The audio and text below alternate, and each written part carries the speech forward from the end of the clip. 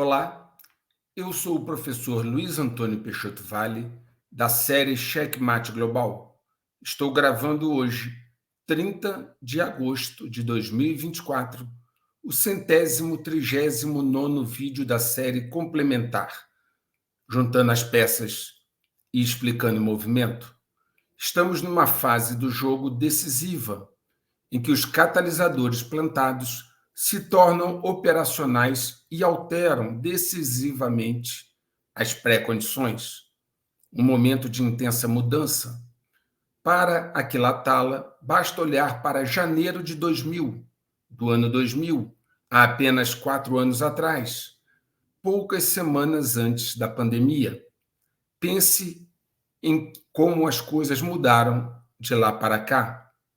Como era o nível de controle nas redes sociais e como estava a liberdade de expressão, e quais eram as perspectivas naquela época e agora. Bem fácil de ver que a mudança foi vigorosa e ainda não parou. Pelo contrário, está se intensificando a cada dia. A formação de uma pessoa a influencia profundamente, molda suas convicções, mas não deve influenciar a análise dos fatos, pois pode deturpar o resultado. Eu nasci no Rio de Janeiro em 1965, 65, uma época maravilhosa naquela cidade.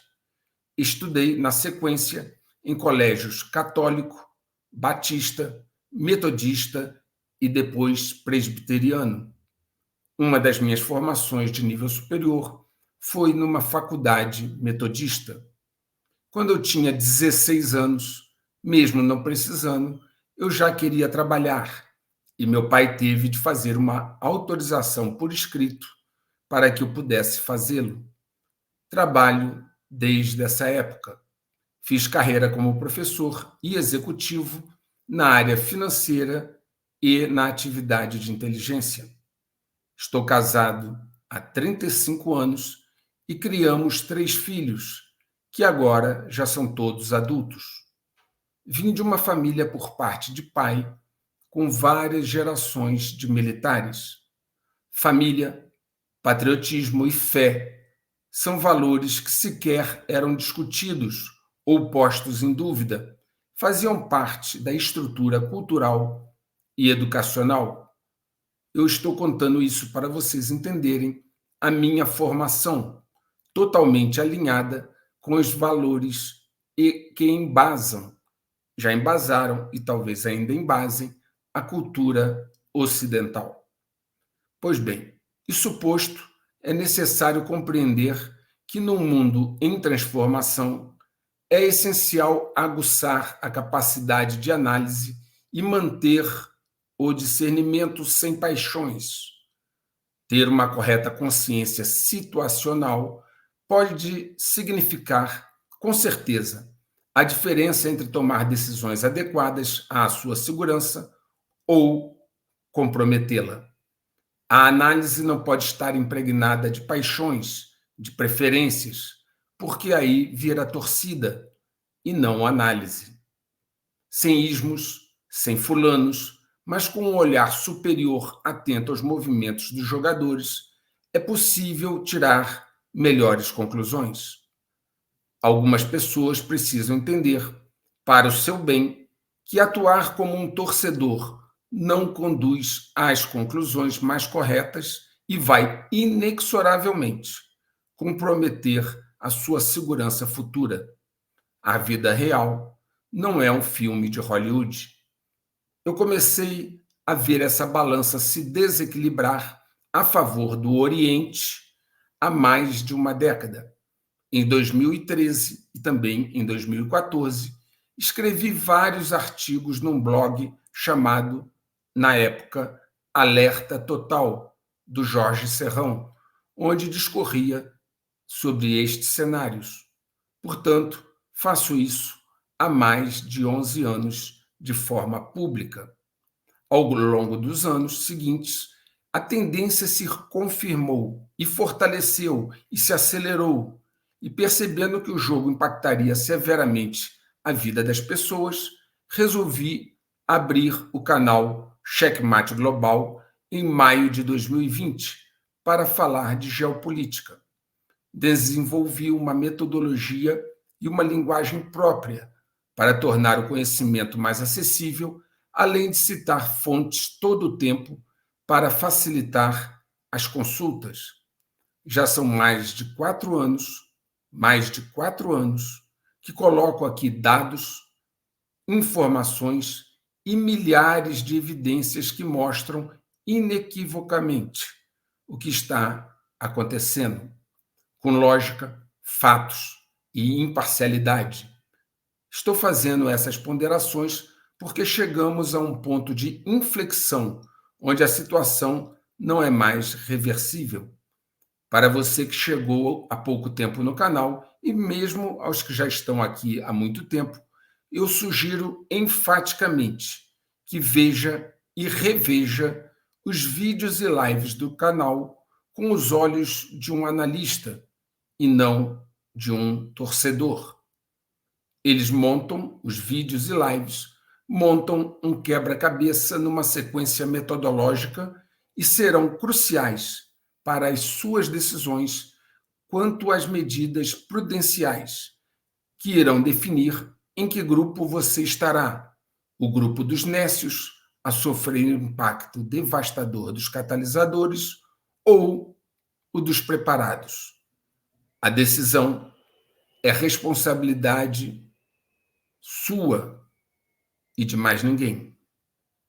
Antes de ir para o movimento das peças, quero lembrar-lhes que todos os poderes são concessões do poder armado, entendendo este como qualquer grupo estruturado que possa, através da força, impor a sua vontade aos demais. Não é um promotor ou um juiz que sai para prender um criminoso. É a polícia com suas armas que vai para esse confronto. A história está repleta de exemplos de que, ao final e ao cabo, é a força que prevalece, sempre. E não será diferente agora.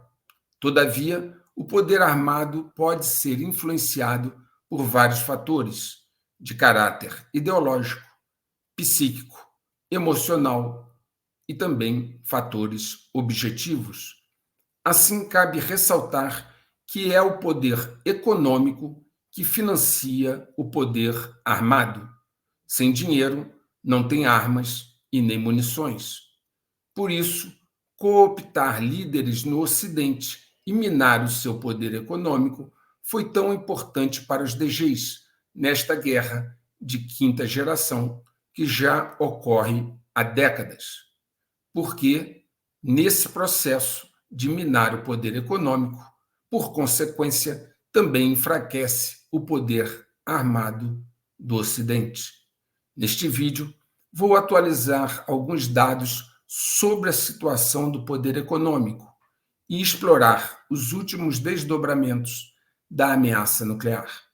Vamos, então, a alguns movimentos do cavalo.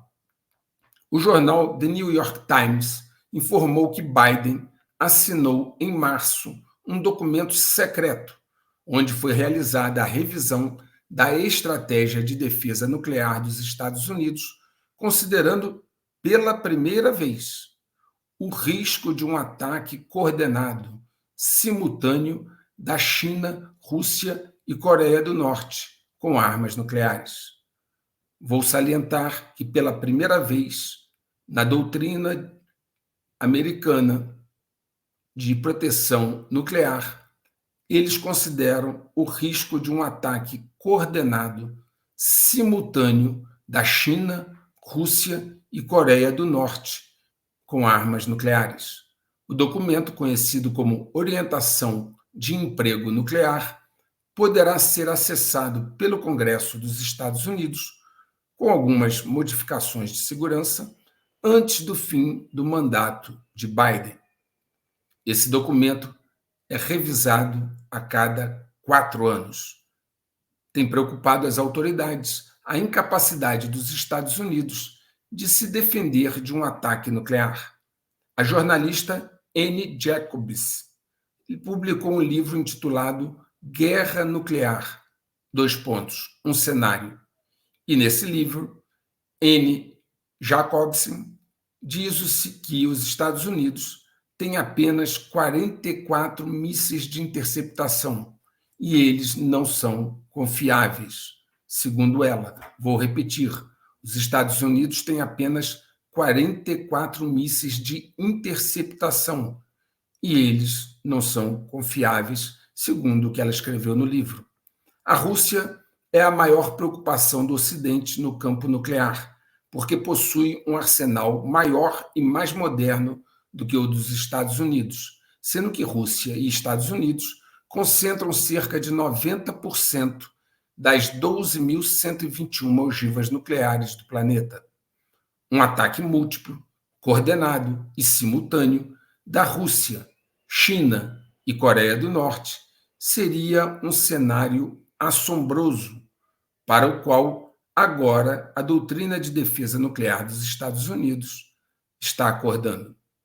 Como eu já relatei aqui, a presença de combatentes ocidentais lutando ao lado da Ucrânia não é nenhuma novidade. Também não é segredo que o Ocidente é quem fornece as armas à Ucrânia, as opera e direciona com dados de inteligência e satélite até os alvos russos.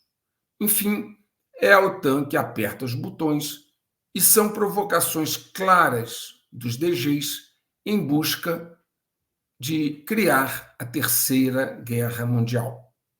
Putin vem resistindo em morder essa isca, mas as pressões internas vêm crescendo, como eu mostrei no vídeo anterior. Ter novamente combatentes ocidentais em seu território gerou profundo mal-estar na Rússia. Houve protestos e promessas de retaliação ao verem jornalistas e mercenários da Forward Observation Group, FOG, em território russo. A Forward Observation Group é uma empresa privada de militares, operando em favor de quem os paga. Obviamente, países ou grupos ocidentais. Pouco tempo depois desse evento, um jornalista britânico da agência de notícia Reuters, um ex-militar britânico, inclusive, foi morto e outros 2 jornalistas ficaram feridos em um ataque de míssil russo a um hotel na cidade de Kramatorsk, no leste da Ucrânia. Eu mostrei como essa questão de encontrar mão de obra militar está se tornando crítica no Ocidente, inclusive com as forças armadas dos Estados Unidos não conseguindo seguidamente, ano após ano, bater suas metas de recrutamento militar. É bem conhecido que a Marinha do Reino Unido está tendo de desativar navios por falta de marinheiros. Agora, o mesmo acontece nos Estados Unidos. Segundo foi divulgado pelo Comando de Transporte Marítimo Militar, ele elaborou um plano para remover as tripulações de 17 navios de apoio da Marinha. Remover as tripulações e desativar os navios, devido à falta de marinheiros qualificados para operar as embarcações. Alguns desenvolvimentos de armas nos Estados Unidos simplesmente são muito caras e não funcionam a contento. Eu já mostrei aqui, exaustivamente por sinal, o caso do caça F-35 e também falei do porta-aviões Gerald Ford. Basta vocês olharem os vídeos anteriores. Ambos os projetos são caríssimos e não funcionam como esperado. Mas há um outro importante projeto onde o mesmo padrão se repete. É o projeto dos mísseis hipersônicos dos Estados Unidos. A guerra da Ucrânia tem mostrado o poder dos mísseis hipersônicos russos, notadamente o Kinjal, que significa punhal em português. Eles têm sido usados pelos russos com sucesso contra alvos estratégicos na Ucrânia. Vários países têm se dedicado a tentar desenvolver seus próprios mísseis hipersônicos. Os Estados Unidos têm tentado desenvolver o seu. No mês passado, o Exército dos Estados Unidos fez mais um teste, o que tem se repetido desde 2017, testando seu primeiro míssil hipersônico, chamado Dark Eagle, que pode atingir Mach 5, ou seja, 5 vezes a velocidade do som.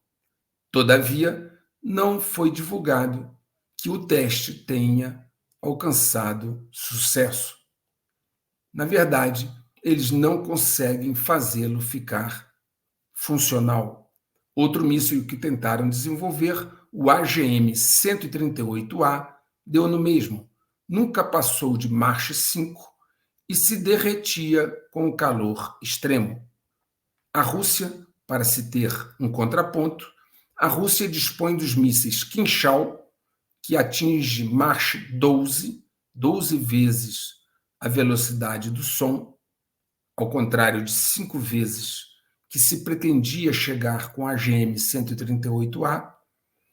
E esse Kinshal 12, Mach 12, é lançado de aviões, caças e bombardeiros.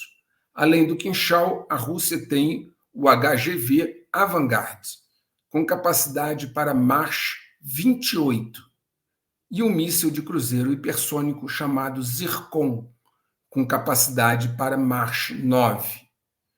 Todo implantado esse em plataformas navais, submarinos e navios de superfície e em plataformas terrestres. Faço essas ponderações para que vocês possam ter dados objetivos de comparação e avaliação.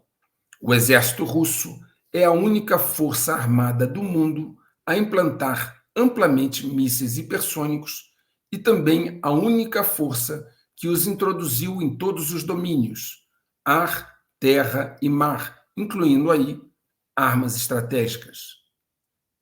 Como pode, eu pergunto a todos vocês, o Ocidente, que era líder em tecnologia militar, ter chegado a este ponto de defasagem? Não consegue fazer um míssil a Mach 5? Obviamente, foi sabotagem interna, como venho mostrando aqui há 4 anos. Querem ver outra situação como essa de sabotagem interna? Então vamos lá. Eu refiro-me à enorme dependência que os Estados Unidos têm do fornecimento de materiais do exterior, em particular da China, para abastecer a sua indústria de defesa, o que representa, obviamente, uma séria preocupação de segurança nacional. E também os esforços para eliminar essa dependência, segundo eu já mostrei aqui, levarão décadas, deixando os Estados Unidos vulneráveis nesse lapso de tempo. Já mostrei aqui vários minerais e terras raras dos quais os Estados Unidos depende do fornecimento da China. A China controla cerca de 85% do fornecimento global de elementos de terras raras. Esses 17 metais são cruciais para componentes militares de alta tecnologia, como munições guiadas de precisão, lasers e sistemas de radar, e, infelizmente, os Estados Unidos não os têm. A China já percebeu esta vulnerabilidade e começou a restringir a venda de minerais estratégicos. Lembram-se de que eu falei aqui, lá em vários vídeos anteriores, lá atrás eu falei sobre a importância do antimônio, um metal que é essencial para armas nucleares. Pois bem, esse mês a China impôs novas restrições à exportação de antimônio, reforçando ainda mais o seu controle sobre as cadeias de fornecimento de minerais estratégicos, nos quais ela domina a produção global. E, como eu disse, os Estados Unidos não têm. Atualmente, não há mineração deste mineral nos Estados Unidos, e a China serve como a sua principal fonte de importações. Mas não ficou só nessa questão do antimônio, essa reação da China. Já em agosto de 2023, portanto, há um ano atrás, eles restringiram também a venda de gálio e germânio, dois metais raros essenciais à fabricação de semicondutores. A China detém uma posição dominante na mineração desses dois minerais caríssimos e raros. Eu já havia mostrado isso aqui. A dependência dos Estados Unidos pode sair muito caro em caso de um conflito, pois pode ele, os Estados Unidos, ficar com a sua indústria paralisada por falta de matéria-prima. Essa é uma questão crucial, importantíssima de defesa nacional. O general Zhang Youxia, um dos vice-presidentes da Comissão Militar Central da China, numa postura obviamente de confronto e até mesmo de provocação, disse na cara do conselheiro de Segurança Nacional dos Estados Unidos, o Jack Sullivan, que estava visitando Pequim, o general disse na cara dele que a reunificação de Taiwan com o continente, com a China, é, abre aspas, a missão e responsabilidade, fecha aspas, do exército chinês e que ele não será dissuadido. Sullivan pareceu nervoso, inquieto, e na resposta ele buscou um tom diplomático ao dizer o seguinte, abre aspas, é raro termos a oportunidade de ter esse tipo de troca, fecha aspas. Quase quer dizer assim, é raro alguém me confrontar dessa maneira e eu ficar sem saber o que dizer. O general chinês era só sorrisos para a câmera e Sullivan estava visivelmente constrangido no vídeo que foi gravado. Como eu já mostrei aqui, não interessa ao primeiro-ministro de Israel, indo agora para o Oriente Médio, não interessa a Benjamin Netanyahu a paz neste momento.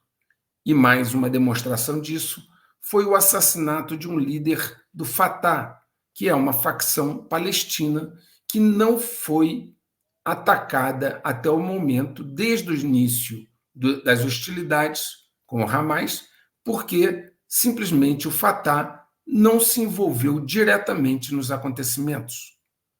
Khalil al-Makda foi morto durante um ataque de Israel ao seu veículo, enquanto ele dirigia perto dos campos palestinos do sul do Líbano. Poucos dias depois, Israel deflagrou uma operação na Cisjordânia, onde o Fatah governa. Enquanto Hamas governa Gaza, o Fatah governa a Cisjordânia. E agora Israel está se envolvendo militarmente numa operação dentro da Cisjordânia após matar um líder do Fatah. Mais uma vez eu digo, uma organização que não se envolveu diretamente, até o momento, pelas evidências mostradas, no evento de 7 de outubro. Na verdade, Fatah e Hamas foram adversários durante muito tempo, disputando o poder entre os palestinos.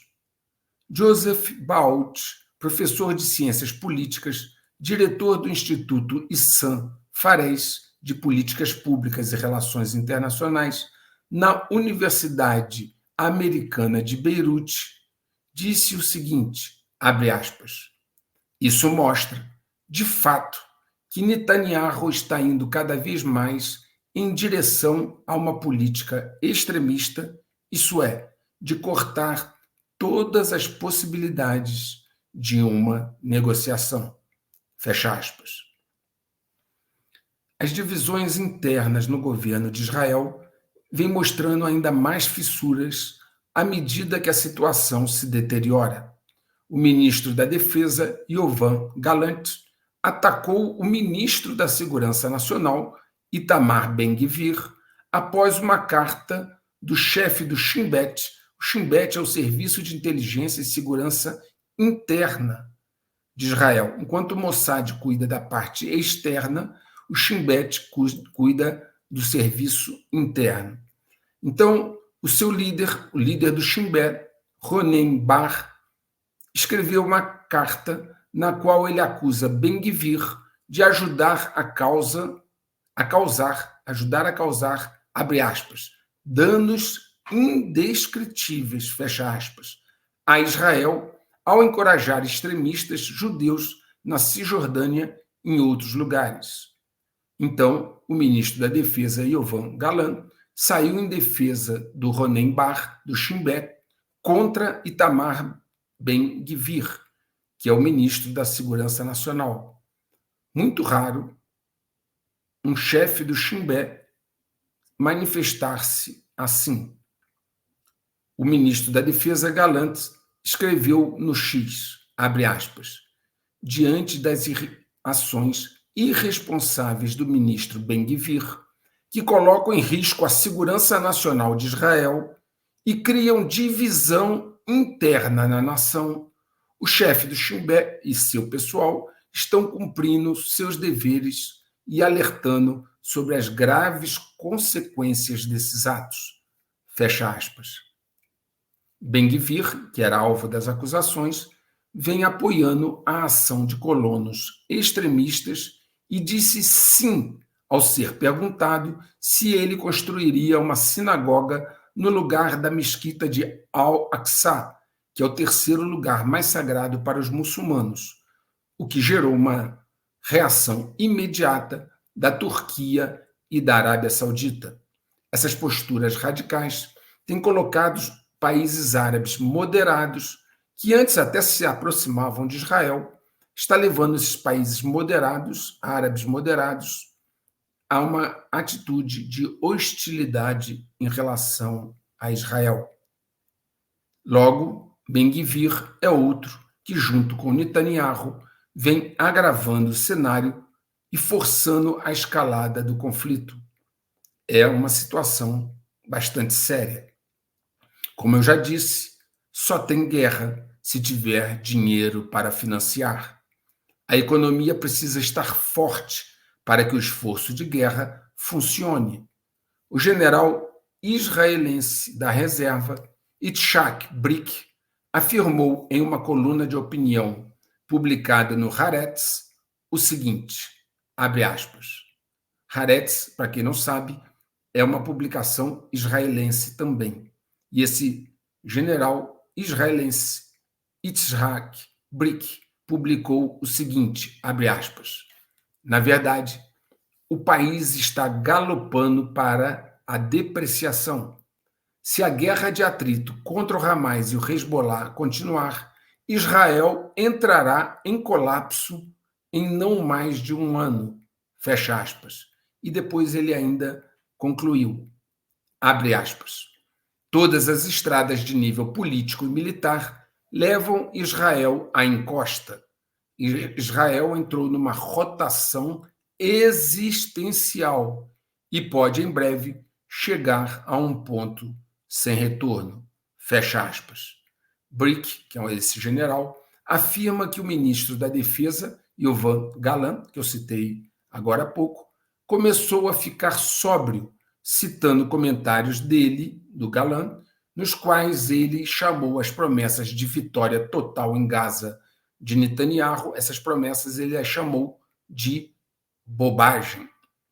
Uma economia, como vocês sabem, precisa estar forte para financiar um esforço de guerra, e eu já mostrei aqui várias evidências e indícios da fraqueza, da vulnerabilidade em que está agora a economia de Israel após tantos gastos nessa guerra longa e desgastante.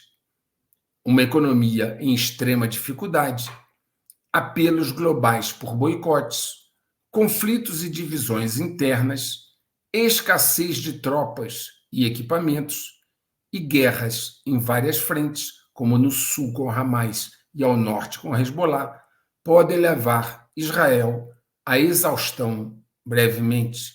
Talvez por isso, Netanyahu precise desesperadamente para a sua sobrevivência política, envolver os Estados Unidos diretamente nesta guerra o mais rápido possível. Entretanto, os árabes já perceberam o jogo e não querem morder esta isca, porque eles sabem que o tempo joga a favor deles.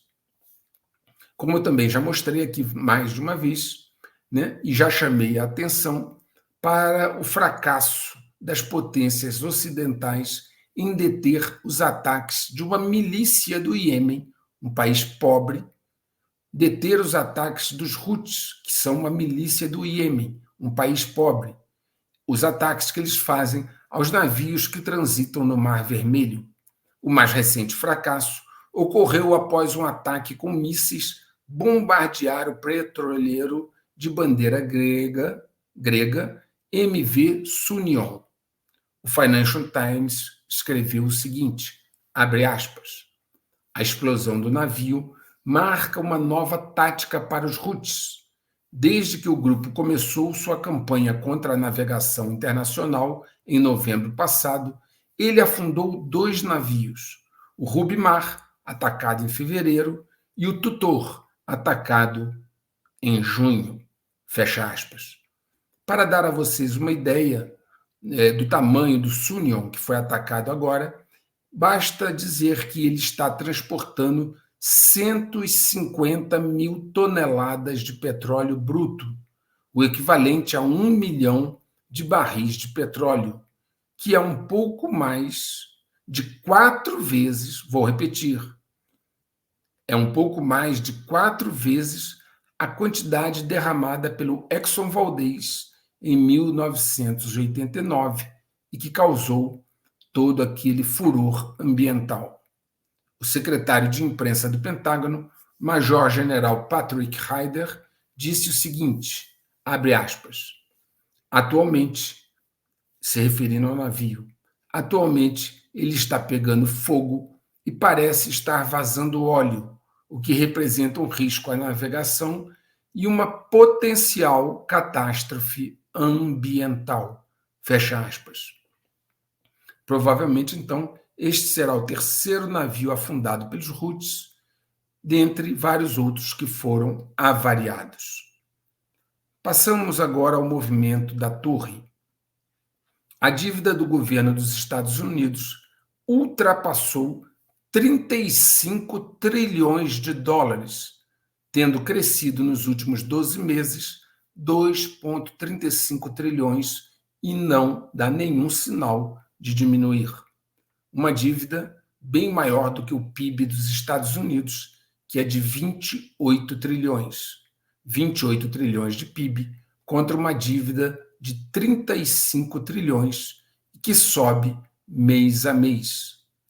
A maioria dos analistas concorda que a situação se tornou crítica e Biden não dá nenhum sinal de reverter esta tendência. Com os juros atuais, o custo da dívida já ultrapassou o orçamento de defesa dos Estados Unidos. Se não fosse o chamado privilégio exuberante dos Estados Unidos de imprimir o dinheiro vindo do nada, os Estados Unidos certamente já teriam tido problemas graves de insolvência, uma vez que eles têm déficit gêmeo todo mês. Mas não é só o governo dos Estados Unidos que está batendo recorde de endividamento. A dívida das famílias estadunidenses também atingiu um recorde de 17,8 trilhões de dólares, segundo o Federal Reserve de Nova York. As maiores dívidas das famílias americanas são hipotecas, onde eles estão devendo 12,5 trilhões de dólares, cartão de crédito, onde eles estão devendo 1,1 trilhão de dólares, e empréstimos para a compra de automóveis, 1,6 trilhão de dólares, sendo que todas elas bateram recordes. O volume de inadimplência grave para eles é aquela que ultrapassa 90 dias, que em 90 dias ou mais.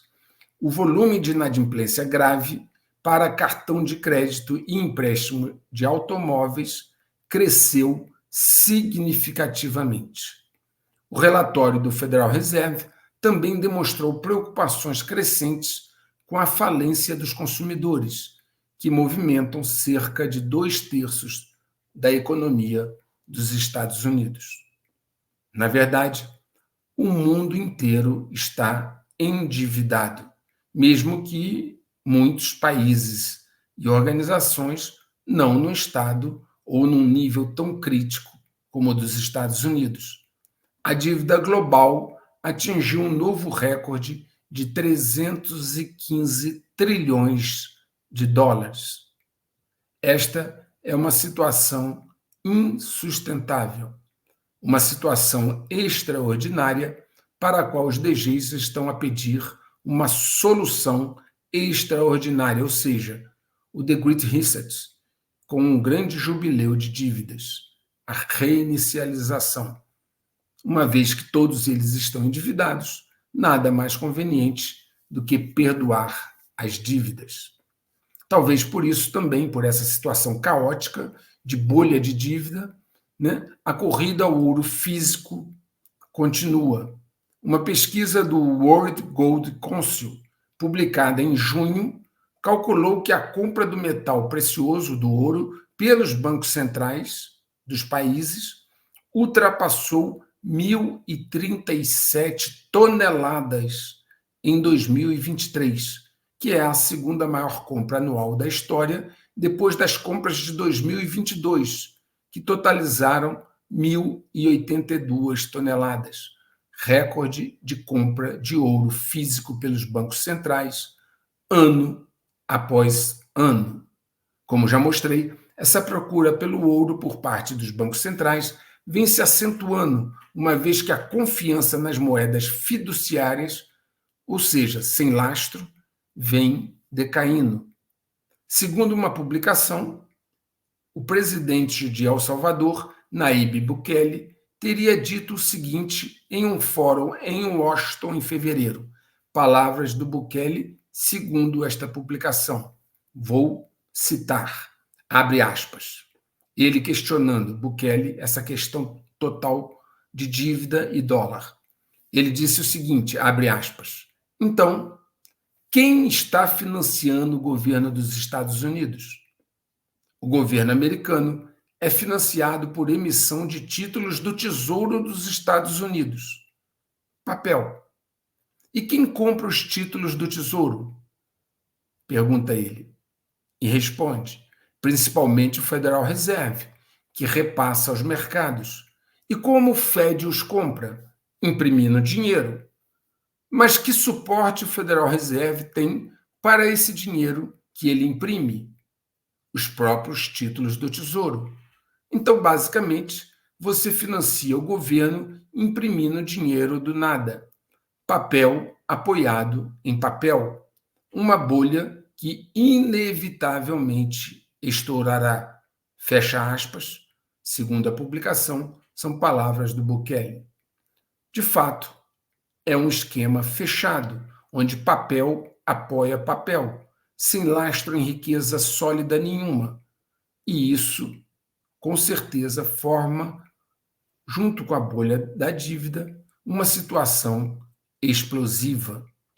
Nenhuma novidade, se você considerar o que eu venho mostrando aqui neste canal há mais de 4 anos.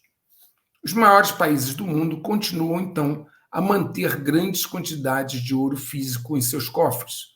Os países ocidentais, inclusive os Estados Unidos, que está com essa situação grave, sabe que precisa manter reservas de ouro físico. Por isso que dentre os 6 maiores reservas, as 6 maiores reservas de ouro físico, nós encontramos em primeiro lugar os Estados Unidos, com 8.000 toneladas. Depois a Alemanha, Itália, França, Rússia e China. É interessante notar quais os países que mais compraram ouro nos últimos 10 anos, de 2013 a 2023. Nos 5 primeiros lugares, pela ordem, temos Rússia, China, Turquia, Polônia e Índia. Esses números mostram que o Ocidente, as grandes potências, mantiveram suas riquezas em ouro, enquanto os outros países as vêm adquirindo na última década. Percebe-se aí a preparação para algo grave e também um esforço de desdolarização. O Brasil mantém reservas insignificantes de ouro físico no seu Banco Central. Talvez algum gênio em Brasília tenha entendido que era necessário pensar diferente de todos os grandes países do mundo. Ou tem outros motivos. Os BRICS estão atribuindo uma enorme importância à reunião de cúpula que farão em Kazan, na Rússia, no mês de outubro. Victoria Panova, que lidera um conselho de especialistas encarregados de assessorar a presidência russa, disse que estabelecer um mecanismo de pagamento conjunto será um tópico de discussão fundamental na cúpula dos BRICS, que será o evento final da presidência russa no organismo. Esse mecanismo de pagamento financeiro, semelhante ao sistema SWIFT do Ocidente, operará com base na plataforma supranacional de pagamentos BRICS Bridge, que eu já comentei aqui sobre ela. Panova explicou que a ideia é que os pagamentos sejam realizados nas moedas nacionais dos países BRICS, enquanto o New Development Bank atuará como uma plataforma para integração, conversão e compensação. Segundo a governadora do Banco Central da Rússia, Elvira Nabiullina, 159 países estão prontos para adotar o sistema de pagamento do BRICS quando ele for implantado. Nabiullina afirmou que o sistema é uma alternativa ao SWIFT ocidental. Eu já mostrei também que os controles governamentais dos Estados Unidos são bastante precários. Em vídeos anteriores eu comentei, citando declarações dos próprios órgãos fiscalizadores dos Estados Unidos, eu citei que o governo dos Estados Unidos não tem a menor ideia de onde foram parar bilhões de dólares do orçamento do Pentágono. Para ficar isso num só exemplo. É bem conhecido também que estatísticas podem ser manipuladas de diversas formas para chegar à conclusão que se quer. Tendo isso em mente, foi divulgado recentemente uma notícia desagradável, decepcionante, mas não surpreendente. A economia dos Estados Unidos criou 818 mil empregos, ou seja, 30% menos empregos do que o que havia sido divulgado pelo Bureau of Labor Statistics, que é o escritório de estatísticas de trabalho dos Estados Unidos. Ou seja, ele teve que corrigir aquilo que havia divulgado em 30% para menos. 30% menos empregos do que o que ele havia divulgado. Observa bem, não foi uma diferença de 1%, 2%, são 30%, representando a maior revisão para baixo nas folhas de pagamento desde a crise financeira global.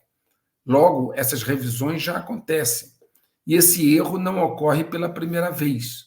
Após revisões, descobriu-se que em 2023 houve 306 empregos a menos que o relatado, e em 2022 houve 462 mil empregos a mais do que o relatado pelo escritório. Parece que o número sai mais ou menos dependendo da conveniência. Nancy Tengler, CEO e diretora de investimentos da Laffer Tengler Investments, disse que os números mensais de emprego têm sido, abre aspas, não confiáveis e sujeitos a revisões drásticas, fecha aspas. Veja, investidores dizendo que os números divulgados pelo próprio governo a respeito de empregos não são confiáveis. Por óbvio, isso acaba por colocar em xeque todos os dados econômicos que são divulgados, podendo-se supor, inclusive, que se os números de empregos foram imprecisos nessa ordem de magnitude, porque também outros dados econômicos divulgados pelo governo não poderiam também estar completamente imprecisos. Isso traz uma falta completa de credibilidade aos números macroeconômicos divulgados pelos Estados Unidos. Um movimento de desinvestimento na China, desinvestimento, saída de investimentos, por parte de empresas ocidentais, parece estar tomando velocidade. A IBM se juntou a uma lista crescente de empresas de tecnologia que estão se retirando ou reduzindo sua presença no mercado chinês. Empresas como Yahoo, LinkedIn, Airbnb e Amazon são alguns exemplos desse desinvestimento, desse movimento de saída ou redução de participação no mercado chinês. No ramo automobilístico também acontece, né, com a Toyota, Mitsubishi, Honda, Nissan e Hyundai reduzindo suas operações na China. Os mesmos fatores que estão desencorajando investidores estrangeiros de colocar dinheiro na China também levam empresas chinesas a investir no exterior, agravando o quadro de desemprego dentro da China. No último trimestre, investidores estrangeiros retiraram um recorde de quase 15 bilhões de dólares da China, tornando o investimento líquido lá negativo. O crescimento do consumo continua lento, pois os cidadãos chineses hesitam em gastar. O quadro econômico de prosperidade na China está se deteriorando rapidamente. Eu já detalhei aqui as dificuldades econômicas da China, com foco no mercado imobiliário, no sistema financeiro e a questão demográfica. As dívidas também preocupam lá. A bolha da dívida imobiliária que ameaça a economia é bem conhecida, mas outra bomba relógio que recebe menos atenção é a que os governos locais da China, que a gente conheceria como estados e municípios aqui no Brasil, esses governos locais estão bastante endividados, oscilando à beira da insolvência. A dívida desses governos locais é estimada em quase 11 trilhões de dólares, com 800 bilhões de dólares em risco de inadimplência. O governo central quer reformar a economia e mudar para um modelo mais sustentável, menos dependente de investimentos em infraestrutura e exportações, mas não tem conseguido, ao longo dos últimos meses, essa guinada tão importante para a economia chinesa. Um relatório escrito por Jimmy Goodrich, um membro do Instituto de Conflito e Cooperação Global da Universidade da Califórnia, defende que Xi Jinping está transformando a China em o que ele chama, abre aspas, economia fortaleza, fecha aspas, para resistir a choques externos e se antecipar a conflitos.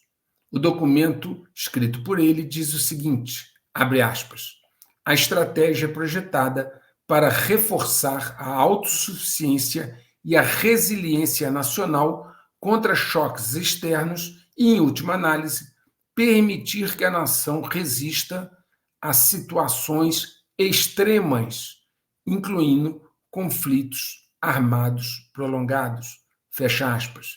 Essa parte final é crucial. Ele está dizendo que a estratégia de Xi Jinping na transformação da economia não está mais priorizando a prosperidade, mas preparar a nação para que ela resista a situações extremas, incluindo conflitos armados prolongados.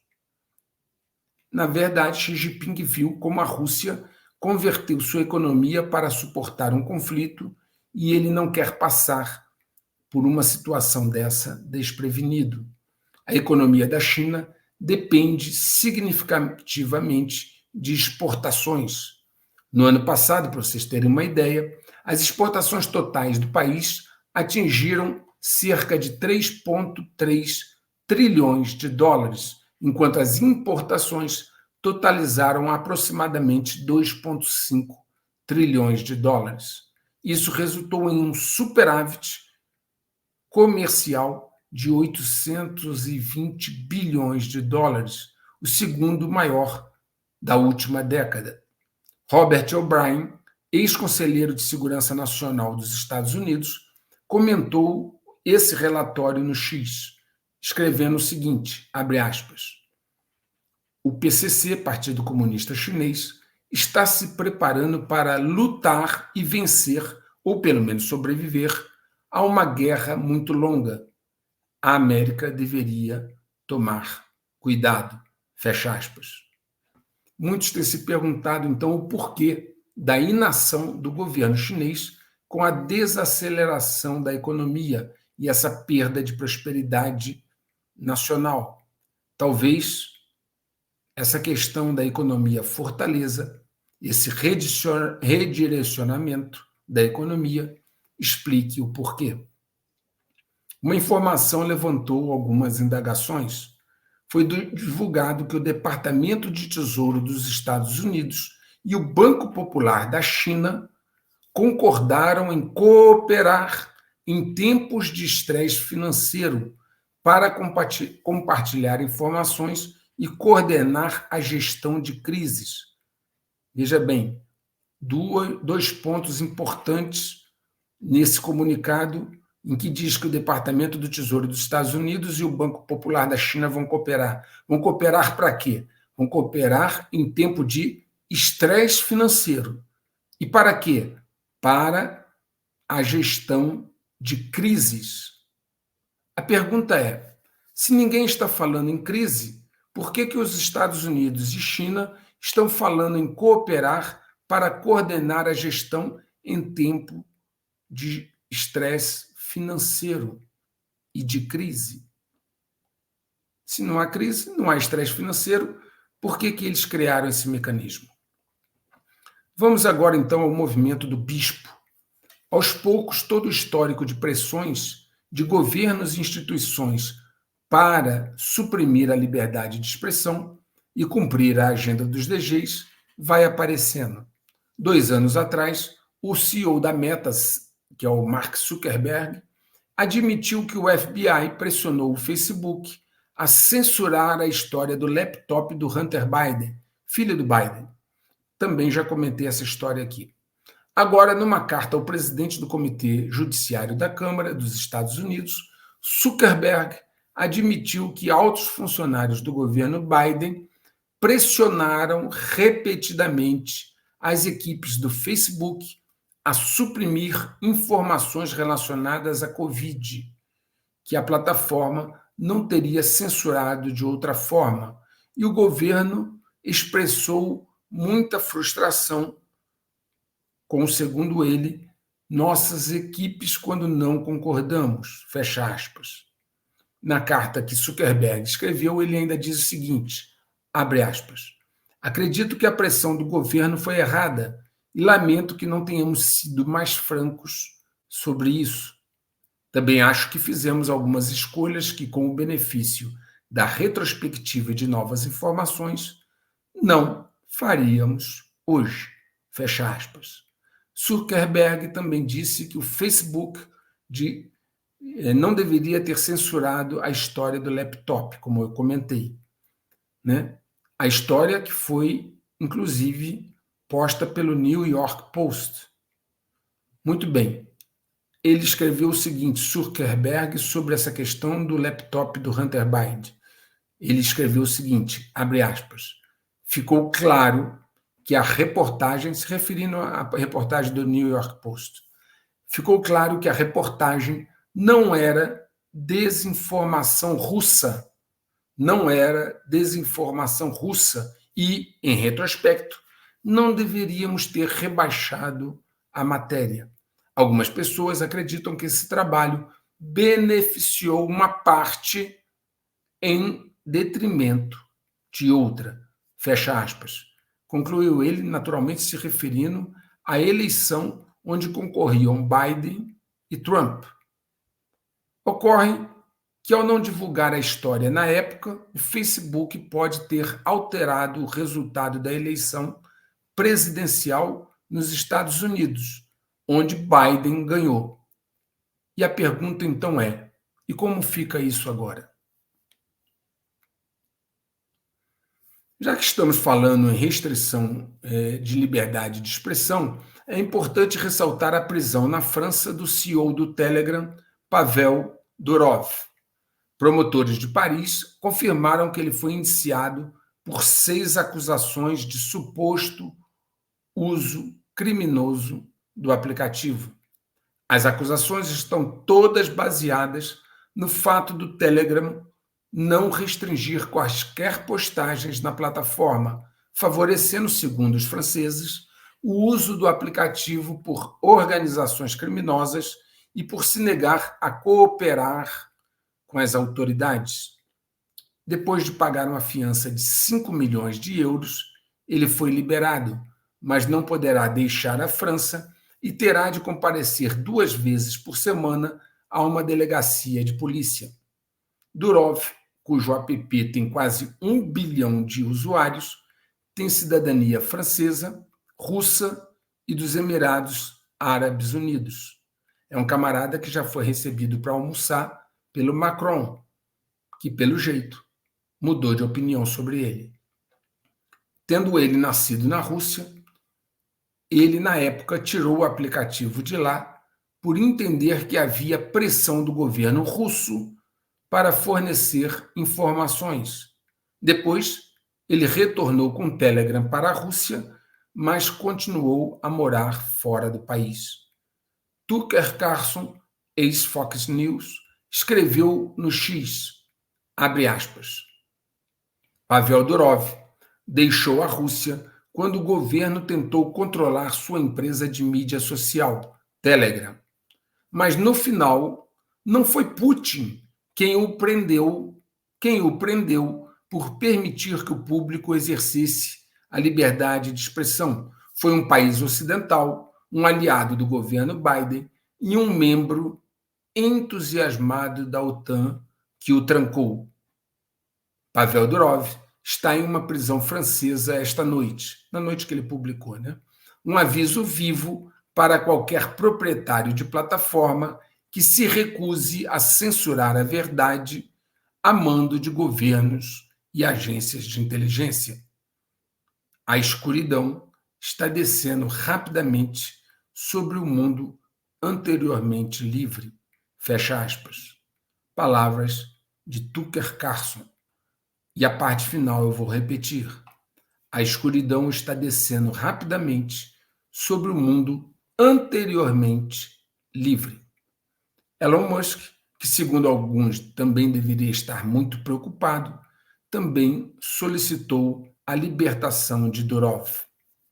É bom lembrar que Kamala Harris tornou-se a candidata presidencial do Partido Democrata nos Estados Unidos sem passar por votação primária. Votar para quê, né?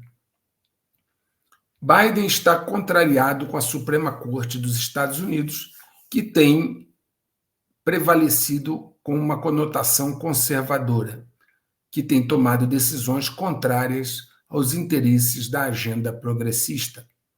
Ele, Biden, então, resolveu propor restringir o mandato dos juízes da Suprema Corte a 18 anos de mandato. O líder da minoria no Senado, Mitch McConnell, disse que a proposta de Biden estava morta ao chegar no Congresso. Ele afirmou que a Constituição prevê nomeações vitalícias para juízes e que Biden sabe absolutamente que sua proposta seria inconstitucional. Assim como McConnell, o presidente da Câmara, Mike Johnson, chamou a proposta de morta na chegada, ambos por considerarem ela inconstitucional. aparentemente isso não seria um problema no Brasil. O Centro Nacional de Contra-Inteligência e Segurança dos Estados Unidos alertou startups de tecnologia dos Estados Unidos sobre os riscos de receber investimentos de adversários estrangeiros como a China. Em seu boletim, fica claro que esses investimentos podem ser realizados visando roubar seus dados confidenciais e propriedade intelectual, prejudicando a segurança econômica e nacional dos Estados Unidos. Esses investidores hostis também poderiam obter acesso a dados e tecnologia sensíveis de empresas iniciantes sobre o pretexto de due diligence, antes de investir, diz o boletim. Para vocês entenderem, due diligence é uma operação, é um levantamento que se faz por um investidor ou alguém interessado para ter informações relevantes e fazer uma análise de investimento se compensa ou não, e em que montante compensa ou não colocar dinheiro numa empresa. Falando assim simplificadamente, ok? O Centro de Contra-Inteligência relatou exemplos de algumas empresas dos Estados Unidos e da Europa, onde investidores chineses retiraram ofertas de investimento após obter dados sensíveis durante a due diligence. Durante a due diligence, os chineses descobriram aquilo que queriam, já tinham a informação e resolveram não botar mais dinheiro na empresa, ok? Os setores tecnológicos priorizados pelos investidores de capital de risco chinês incluem inteligência artificial, robótica, biotecnologia, realidade aumentada, realidade virtual e tecnologia financeira. A Estratégia Nacional de Contra-Inteligência dos Estados Unidos, que foi assinada agora em 1º de agosto, preceitua que a China e a Rússia representam as ameaças de inteligência mais significativas. A estratégia ainda enfatiza que os adversários buscam, abre aspas, atingir pessoas dos Estados Unidos, cadeias de suprimentos e infraestrutura crítica, fecha aspas. O diretor do FBI, Christopher Wray, alertou que hackers chineses se infiltraram na infraestrutura crítica dos Estados Unidos e estavam pré-posicionados para lançar ataques cibernéticos contra essas instalações de infraestrutura crítica no momento certo. Ataques à infraestrutura crítica têm estado no topo das preocupações das agências de segurança e inteligência dos Estados Unidos. Agora, se os chineses já estão pré-posicionados, aguardando o momento certo, o que poderá impedi-los? A atenção agora também está se voltando para ataques cibernéticos ligados à corrida presidencial nos Estados Unidos. A unidade de avaliação de ameaças cibernéticas da Microsoft divulgou que um alto funcionário de uma campanha presidencial havia sido hackeado por um grupo apoiado pelo Irã, conectado à Guarda Revolucionária Islâmica, esse grupo chamado Mint Sandstorm. Posteriormente, a campanha de Trump afirmou que havia sido alvo de um ataque cibernético, vinculando a violação a fontes estrangeiras hostis aos Estados Unidos. Aparentemente, essa campanha eleitoral nos Estados Unidos ainda terá muitas novidades. E uma coisa muito interessante é entender como, quem e com que provas são identificados os ataques cibernéticos e a sua origem em termos de país ou grupos. As informações divulgadas criaram uma situação de suporte para uma narrativa futura e preparam a interpretação do cenário. Veja aqui outra dessas notícias. O FBI e a CISA emitiram um alerta sobre um possível ataque cibernético direcionado às eleições de novembro, alertando que ataques de negação de serviço distribuído, conhecido como DDoS, poderiam impedir o acesso a informações eleitorais críticas. o Center for Internet Security disse que é possível que a interrupção por tal ataque possa afetar a votação. Ou seja, se sites ou sistemas de votação na eleição americana em novembro ficarem inativos e depois voltarem, vocês já sabem o que aconteceu. Vazamentos de dados viraram rotina. Já mostrei isso aqui várias vezes. A empresa de verificação de antecedentes Jericho Pictures, INC, que opera sob o nome National Public Date, foi violada por hackers no início deste ano, tendo sido roubados e divulgados na Dark Web informações sobre, pasmem, 2,9 bilhões de pessoas. Informações sobre 2,9 bilhões de pessoas. Indo agora para uma questão também de questões criminais, é importante dizer que o roubo de criptomoedas aumentou 80% nos primeiros 7 meses de 2024. De acordo com o relatório da empresa de análise de blockchain, Chain Analysis, as perdas com roubos de criptomoedas aumentaram no primeiro semestre do ano, já que os hackers mais uma vez se concentraram em explorar exchanges centralizadas com maior frequência. Outra empresa chegou a essa mesma conclusão. Trata-se da empresa de inteligência de blockchain TRM Labs, que afirmou que os roubos por meio de hacks e explorações de criptomoedas aumentaram em 2024. Isso deveu-se também, com certeza, ao aumento do valor dos ativos. Vindo agora, dando um pulinho aqui na América Latina, importa dizer que a eleição presidencial na Venezuela foi o que já se esperava, uma farsa. Nicolás Maduro foi declarado eleito pelo Conselho Nacional Eleitoral com 51% dos votos, sem que se apresentassem as atas que respaldaram e legitimariam a vitória. Lá, felizmente, pelo menos, tem atas impressas com a votação. A oposição protestou, o que gerou uma imediata onda de repressão do governo.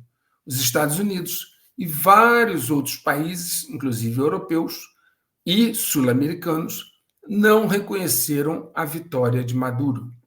Até o momento, Maduro continua no poder e não há evidências de que ele será tirado de lá. A Venezuela já vive sob sanções econômicas e com a oposição dos Estados Unidos e Europa há anos, e nada mudou. Maduro tem o apoio do poder armado, representado pelas Forças Armadas, pelos coletivos e várias organizações criminosas. E, no final, é isso que conta, como já falei no início do vídeo. É o poder armado quem define como as coisas se dão. Se ele perder esse apoio, aí a coisa muda. Até lá, não. Os Estados Unidos sabem que se houver um conflito global, vão precisar do petróleo venezuelano. Os distúrbios no Reino Unido, que relatei aqui em parte no vídeo anterior, continuam e novos incidentes vêm ganhando as manchetes em outros países europeus, como na Alemanha, e gerando reações.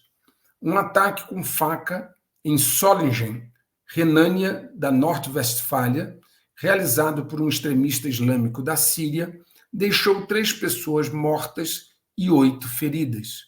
O chanceler alemão Olaf Scholz prometeu aumentar as deportações. Ironicamente, este ataque aconteceu durante o Festival de Diversidade, que comemorava os 650 anos de aniversário da cidade de Solingen. Não é a primeira vez que Scholz promete endurecer. Depois que um imigrante afegão esfaqueou um policial até a morte e feriu outros 4 durante um ataque em maio, Scholz também disse que a Alemanha retomaria as deportações.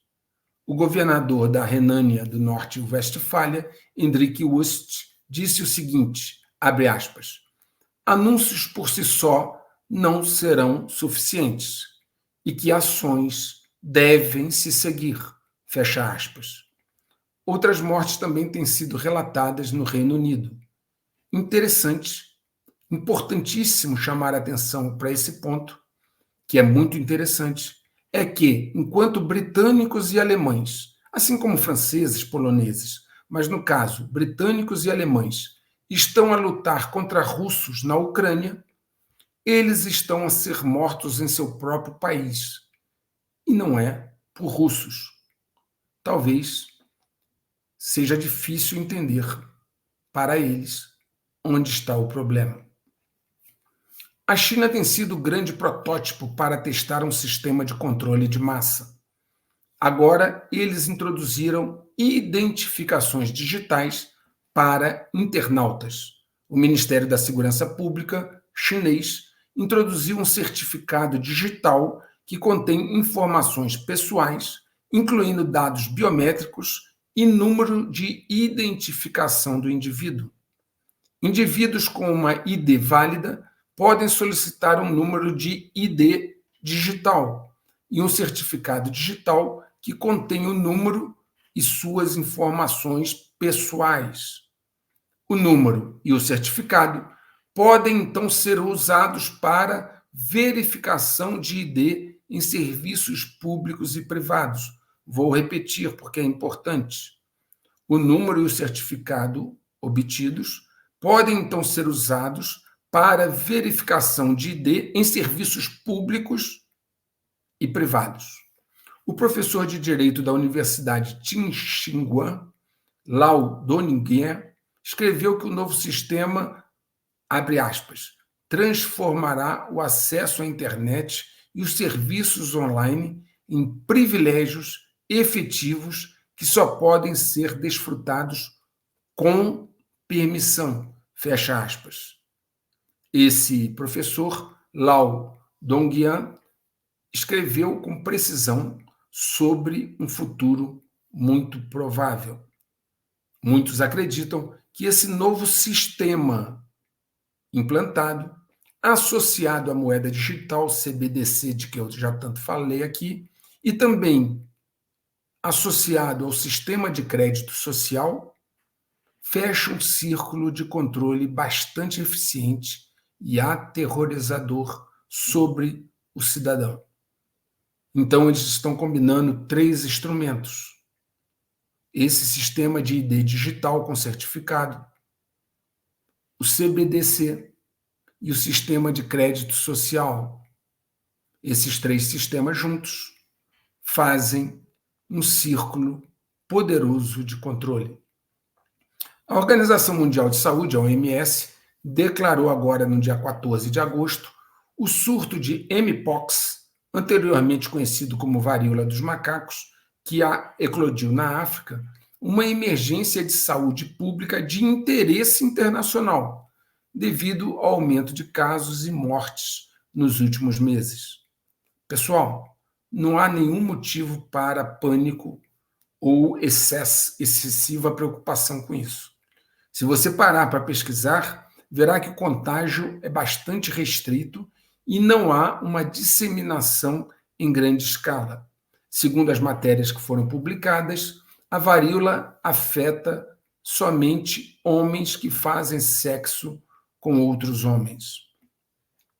A China se prepara para um futuro catalisador nessa área de saúde, e não importa o nome do vírus. Eles realizaram exercícios de emergência para um surto de pneumonia de causa desconhecida. Olha o nome que eles deram a esse possível surto, né? Bem vago. Pneumonia de causa desconhecida, de acordo com o comunicado oficial. Na verdade, nos últimos meses, as autoridades de saúde chinesas realizaram exercícios de resposta a doenças infecciosas de emergência em toda a China, incluindo a capital Pequim. A pergunta é: o que será que eles estão a se motivar a se defender? Para o que será que eles estão se preparando? No Ocidente, algum governo está treinando a população para uma emergência dessa natureza? A Boeing realmente não está numa boa fase. Seus aviões têm tido incidentes contínuos, com defeitos sendo verificados a todo momento. Vários denunciantes apontam os problemas como a derivação da implantação de políticas DEI na empresa, DEI. Mesmo sem corrigir seus problemas com os aviões, a Boeing resolveu fazer uma cápsula espacial. Isso já tem um tempo. Bem, eu já falei, inclusive, do fracasso dessa cápsula, a Starliner, ou Starliner, da Boeing, que levou 2 astronautas ao espaço e não conseguiu trazê-los de volta. E eles tiveram de ficar refugiados na Estação Espacial Internacional, que também tem tempo para acabar. Já falei isso em outro vídeo. Tempo para acabar a estação espacial. Comentei ainda que a Boeing não queria pedir socorro para a SpaceX de Elon Musk, porque isso ia ser meio humilhante para a Boeing. Bom, depois de meses de embromação, a NASA disse a todos o que já sabíamos, que a SpaceX terá de ir lá salvar os 2 astronautas da Boeing. A Starliner da Boeing voltará no piloto automático, sem tripulação. Eles retornarão, os astronautas, na nave Crew 9 Dragon da SpaceX, somente em fevereiro de 2025. Cabe frisar e deixar bem claro que a NASA deu à Boeing 4,2 bilhões de dólares, bem mais do que para a SpaceX, que recebeu 2,6, para desenvolverem espaçonaves que possam levar astronautas à órbita. No início da estação espacial, os astronautas americanos iam a bordo dos foguetes russos e depois começaram com a SpaceX a ir a bordo das suas naves. A SpaceX tem tido sucesso com sua cápsula Dragon desde 2020, mas a Boeing fracassou até o momento com a sua Starliner. Como sempre, os DGs adoram dar avisos através de suas peças. Esse mês, Klaus Schwab, do Fórum Econômico Mundial, autorizou que fosse postado um artigo de análise de riscos no site, muito interessante. Nesse artigo, pode-se ler o seguinte trecho, abre aspas, espere que os riscos globais sejam ainda mais exacerbados por eventos de choque inesperados e desestabilizadores. Fecha aspas. Está tudo muito claro, mas para quem tem olhos de ver e ouvidos de ouvir, principalmente para quem quer entender. O tempo urge, por isso a orientação, deixe que os mortos enterrem os seus mortos. O efeito dominó está em andamento rápido e em processo de finalização. Todo jogo acaba ou muda de fase. O checkmate global está agora num ponto irreversível de finalização. Grande abraço a todos.